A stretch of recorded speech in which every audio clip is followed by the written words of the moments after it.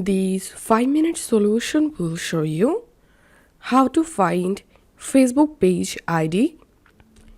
Follow these steps to easily see your Facebook page ID without Meta Business Suite.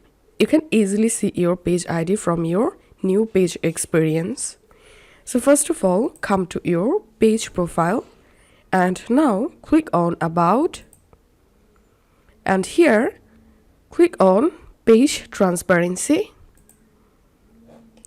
and here you will get your Facebook page ID. I'm going to copy my ID and I'm going to typing facebook.com/pasting my page ID and hitting enter. And as you can see, I directly jump into my Facebook page. It means this is actually our page ID.